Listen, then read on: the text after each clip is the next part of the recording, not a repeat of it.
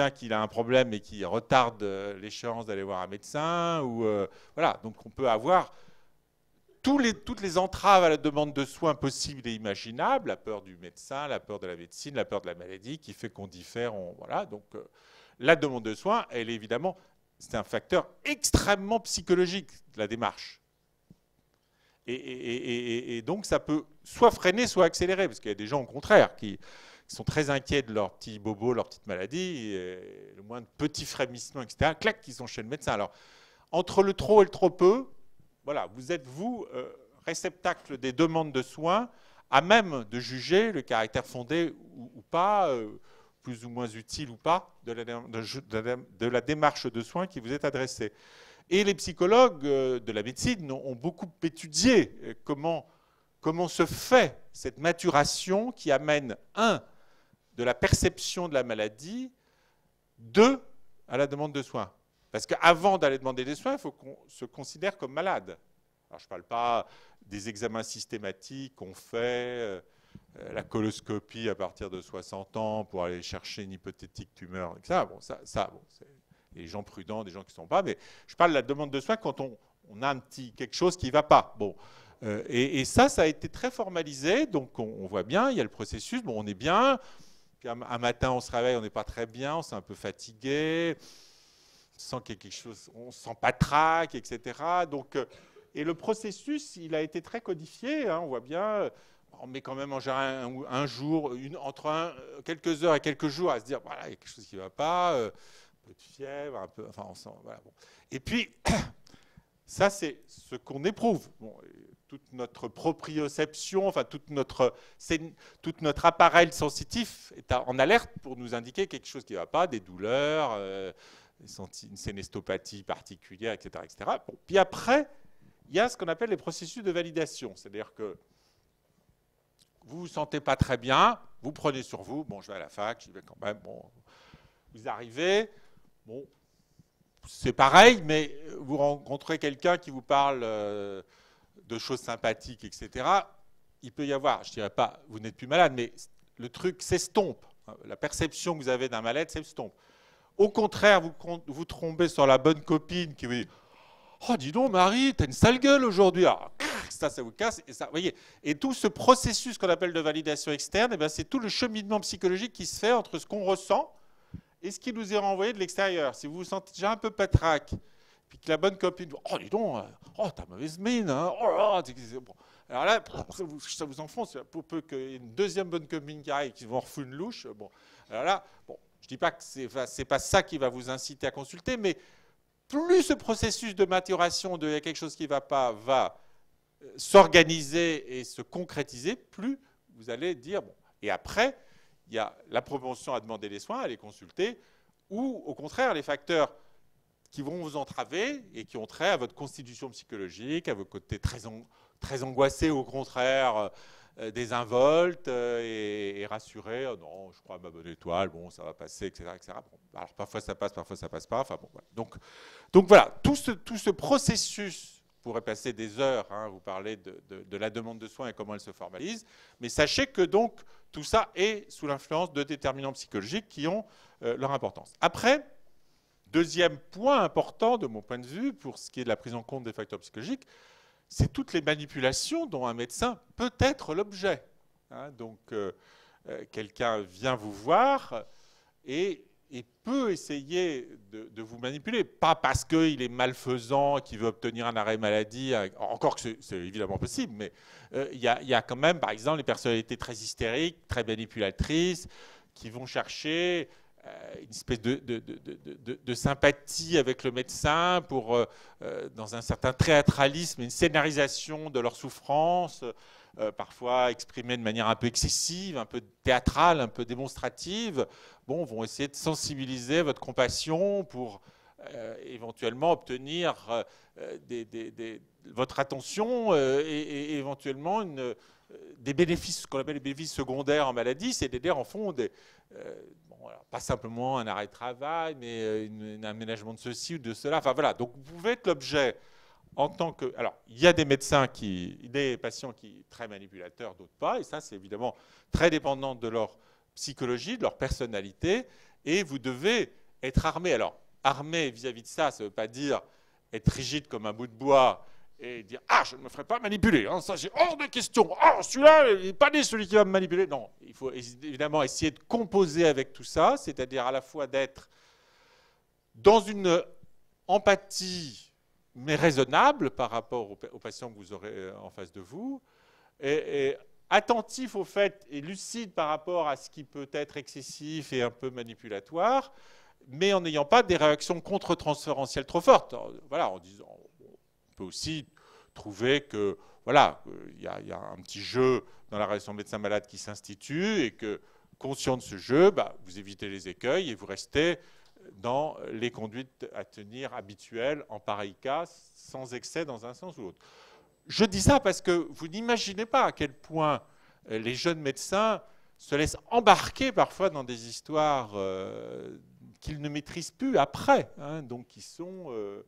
voilà. Et comme la médecine, certes, est un art de guérir, mais c'est aussi une science, une connaissance et tout un appareil de données que vous devez analyser, etc., c'est sûr que si vous êtes un peu trop influencé psychologiquement par la psychologie de la personne que vous avez entre vous, vous pouvez, je ne dirais pas perdre la raison, mais en tout cas avoir une attitude moins normale ou en tout cas moins adaptée à la situation clinique qui vous est proposée.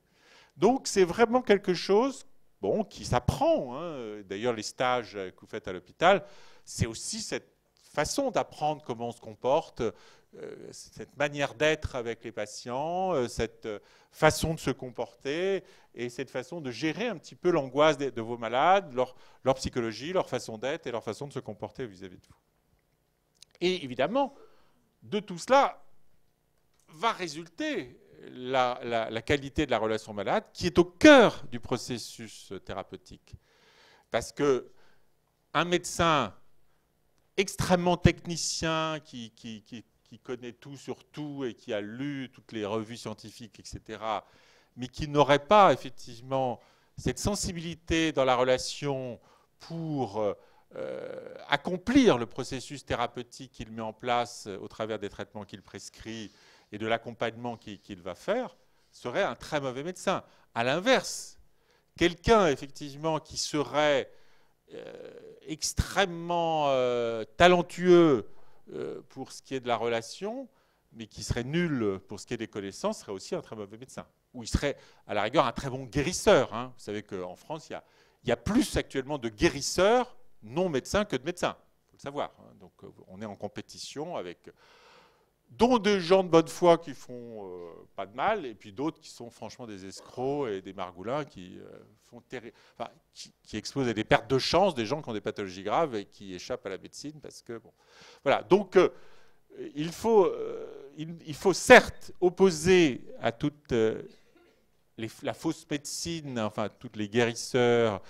Médecine dite alternative, j'ai horreur de ce mot parce que la médecine elle est une et unique, il n'y a pas des médecines alternatives, etc. Enfin, les bains de pied, les bains de siège, c'est probablement très utile quand on a les pieds enflés après une longue marche ou qu'on a le cul un petit peu fragilisé. Mais enfin bon, voilà. Donc la médecine, c'est évidemment pas ça. Mais quand même toute cette mode de la médecine par les plantes, les machins, enfin, dont on nous bassine à longueur de journée, il faut y résister. Mais la meilleure façon d'y résister, ce n'est pas d'être dans une démarche surscientifique comme celle qu'on vous enseigne dans cette grande faculté, c'est bien sûr d'avoir les acquis de connaissances et les acquis de la science, et l'état actuel de la science dans la démarche de soins que vous allez proposer, mais avoir effectivement aussi toute la lucidité psychologique pour nouer cette relation médecin-malade qui est essentielle au processus de guérir, parce que vous ne guérirez jamais quelqu'un malgré lui, contre lui, en lui imposant vos dogmes et vos théories, et vous devrez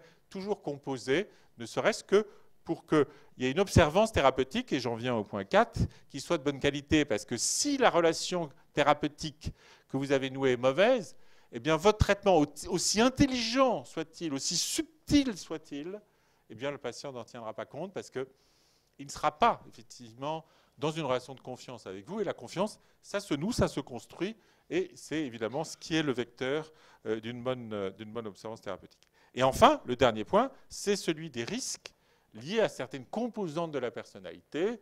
Par exemple, on a parlé tout à l'heure de l'impulsivité, eh bien, il y a des risques qui sont liés aux patients impulsifs, comme le suicide, ou des comportements à risque, par exemple dans la conduite automobile. Et donc, et toutes les composantes de la personnalité comportent en médecine des risques particuliers que vous devez connaître, parce que c'est un surrisque par rapport à la pathologie que vous aurez traitée. Si vous traitez quelqu'un qui est séropositif et que c'est quelqu'un qui est un peu dans l'impulsivité, sensation seeker, recherche de nouveautés, etc., il y a le risque de contaminer des partenaires sexuels en ne prenant pas toutes les précautions. Enfin, voilà, donc il y a beaucoup de choses effectivement qui sont à intégrer, parce que vous n'avez pas des machines en face de vous et des ordinateurs que vous devez soigner ou réparer. Vous avez des êtres humains qui ont leur sensibilité, leur psychologie, leur façon d'être, leur façon de comprendre. Et là aussi, dans la façon de comprendre, au-delà de la psychologie, il y a aussi le niveau intellectuel et le niveau de la capacité de comprendre de vos patients. Si vous avez quelqu'un qui est très cultivé, bon, et quelqu'un qui est un peu fruste dans sa connaissance des choses, quand vous expliquerez la maladie, puisque c'est très important d'expliquer un petit peu ce qui se passe à vos patients, vous n'utilisez pas les mêmes termes, vous vous adaptez donc à chaque cas et à chaque personne qui est en face de vous. Voilà, alors les traitements, et ça sera le mot de la fin, bien sûr les personnalités pathologiques peuvent faire l'objet de prises en charge thérapeutiques, alors à la fois des prises en charge psychothérapeutiques, mais aussi pour certaines d'entre elles de prescriptions médicamenteuses.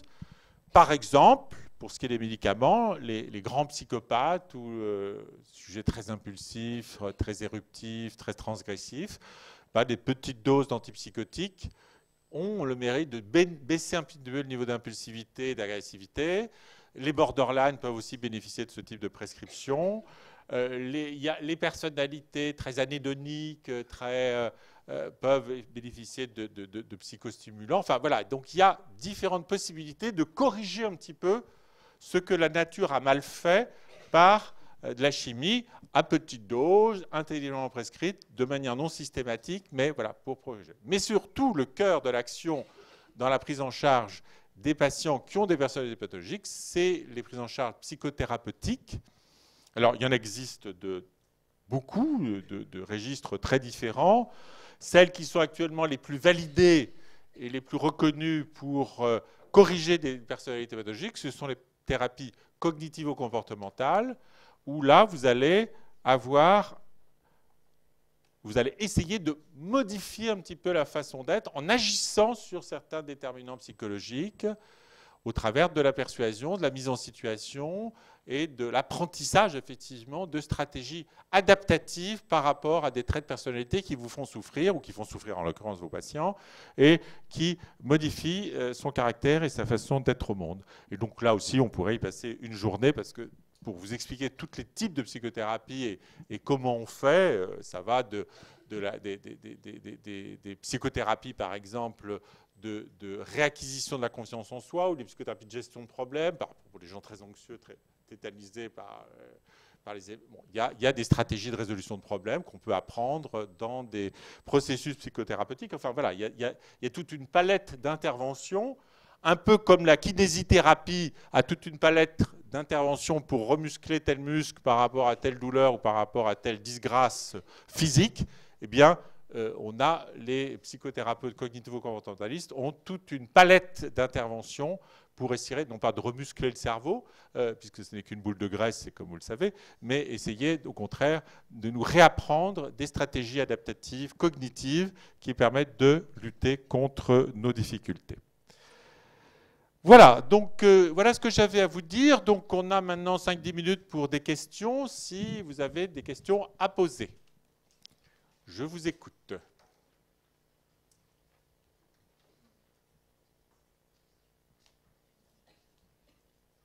Est-ce que j'ai été extrêmement clair et qu'il n'y a aucune question qui vient à l'esprit, ou est-ce que vous avez tout simplement faim et envie d'aller à la cafétéria, ou est-ce que vous êtes tous très inhibés et très phobiques sociaux et que vous n'osez pas prendre la parole en public? pour la prise de parole en public, il y a des stratégies cognitivo-comportementales. Hein. Donc, ça, vous venez voir dans mon service, il y a des psychologues qui font ça très bien. La prise de parole, beaucoup de gens sont inhibés. Hein. Il ne faut pas te poser de questions, etc. D'autres ne le sont pas assez, mais bon, c'est pas ici. Mais... Donc, des questions. Ah, mademoiselle.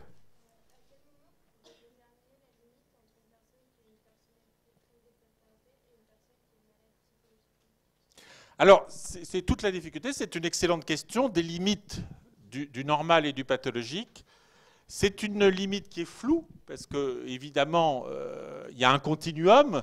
C'est comme pour la tension artérielle. Est-ce que la maxima doit être au-delà de 15, enfin en deçà de 15, en deçà de 14, en deçà de 13 ben, en psychologie, c'est à peu près la même chose. Hein. Pendant longtemps, on s'est accommodé de traits de personnalité pathologiques très gênants, très invalidants. Et maintenant, plus ça va, plus, peut-être parce que les psychiatres prennent de plus en plus de place dans notre société, mais plus on considère que vraiment, dès qu'il y a un petit quelque chose qui ne va pas, hop, on va demander conseil, on va voir un médecin. Enfin, dans certains milieux en tout cas, parce que vous saviez le nombre de fils de collègues que je reçois parce que leurs parents pensent que c'est pas tout à fait comme ci qu'il devrait être ou pas tout à fait comme ça. Alors, je ne vous parle même pas du cannabis, des conduites d'alcoolisation, du reste. Mais enfin, ça, on laisse à part. Mais enfin, vous savez que c'est interdit, hein, mais enfin, voilà. Donc, pour cette limite, au fond, il n'y a jamais une limite franche qui permet de dire. Et finalement, ce qui doit vous guider, c'est le degré de handicap vécu par le sujet et le degré de souffrance éprouvé. Et ça, c'est très important d'assortir toujours votre qualification en psychiatrie d'un trouble pathologique. Il est déprimé, il est ceci, etc. Mais comme les disent les classifications, il faut qu'il y ait une souffrance cliniquement significative. Il faut vraiment que les gens disent « je n'en peux plus » ou « vraiment ça m'est pénible de fonctionner comme ça ». Vraiment, non seulement moi j'en peux plus, mais ma famille, mes proches disent que c'est vraiment pénible et que c'est difficile, etc. Donc quand il y a cette souffrance exprimée du sujet ou de ses proches, ben là vous pouvez vous sentir légitime pour proposer une aide, qu'elle soit psychologique ou essentiellement psychologique. Hein.